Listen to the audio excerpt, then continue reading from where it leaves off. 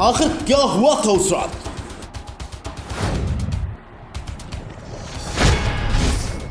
कहां से गुजर रही थी विवेक की कार? आखिर कैसे सिपाहियों ने विवेक को रोका? आखिर कैसे सिपाही ने मारी गोली?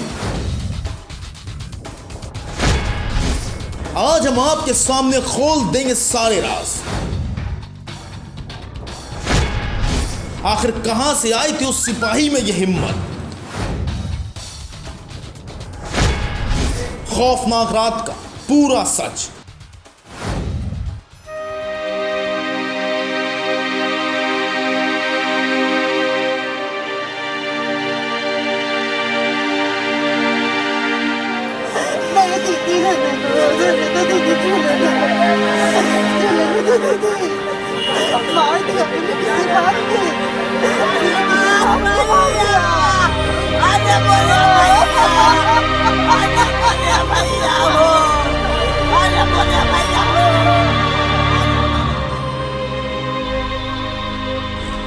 एप्पल कंपनी के एरिया मैनेजर विवेक तिवारी को एक पुलिस वाले ने अपनी गोली का शिकार बना डाला।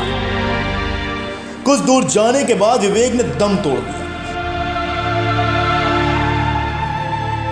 जिस वक्त इस वारदात को अंजाम दिया गया उस वक्त विवेक अपनी महिला सहकर्मी के साथ घर की तरफ जा रहे थे और तभी उनकी मुलाकात खाकी की शक्ल में मौत से हो गई। अब हम आपको सिलसिलेवार तरीके से बताते हैं कि आखिर उस रात हुआ क्या था। आपको बता दें कि 28 सितंबर की रात करीब 1:30 बजे एप्पल कंपनी के area manager Vivek Tiwari official meeting खत्म करने के बाद अपने घर जा रहे थे। उस दिन एप्पल कंपनी ने अपना एक फ़ोन लॉन्च किया था और उनके काम को लेकर अधिकारियों ने उनकी तारीफ की थी। उस रात विवेक बहुत खुश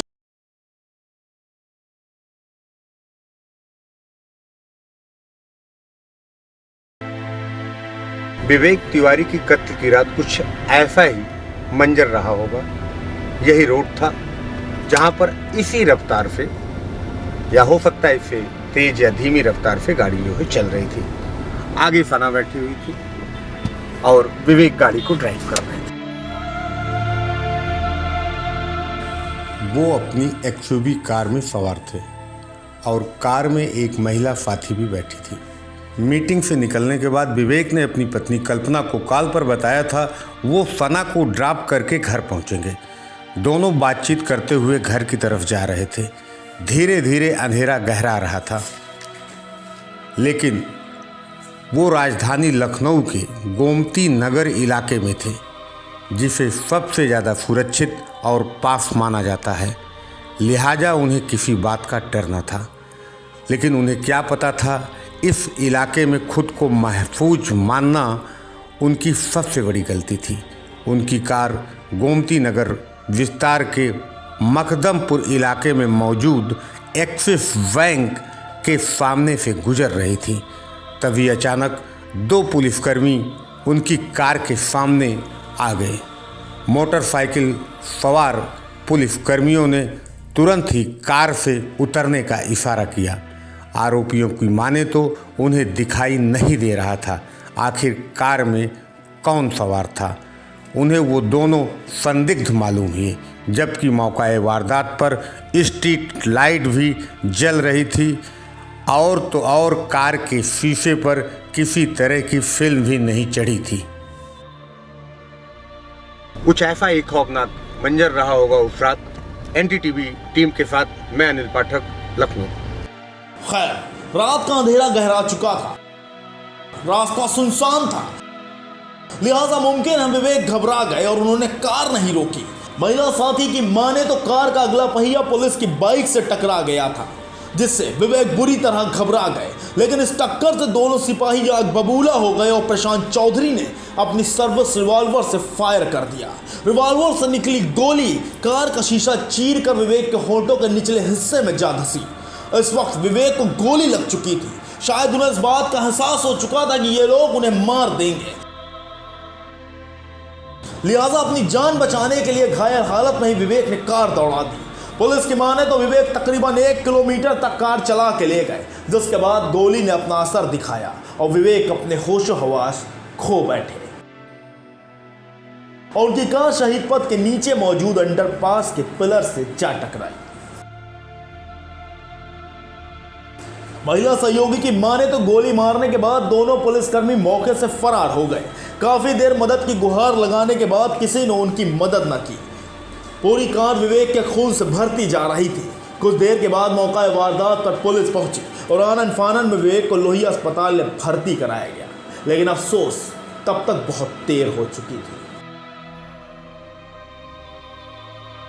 2, 3 ये वही जगह है जहां पर विवेक तिवारी खून से लथपथ अपनी गाड़ी में पड़े हुए थे और उनकी महिला सहकर्मी लोगों से मदद के लिए गुहार लगाए। आप देख सकते हैं कि गाड़ी के पुर्जे अभी भी पड़े हुए हैं, खून के धब्बे भी दिखाई पड़ रहे हैं।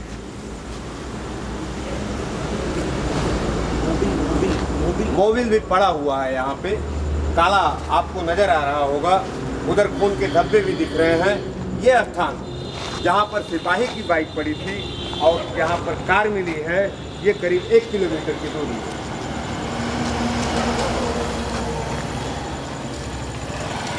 अभी रात के 9 बजे हैं और सन्नाटा यहाँ फैला हुआ है, पसरा हुआ है।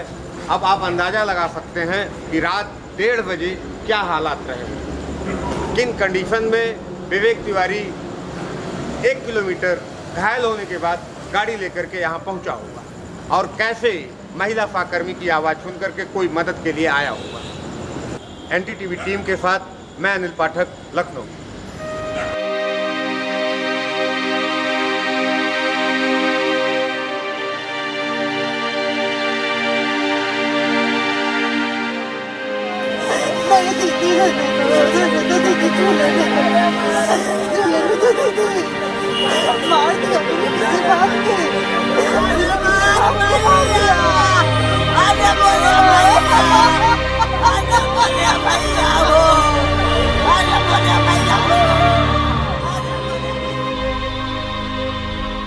देश दुनिया की खबरों से रूबरू होने के लिए सब्सक्राइब करें हमारा चैनल NTTV भारत।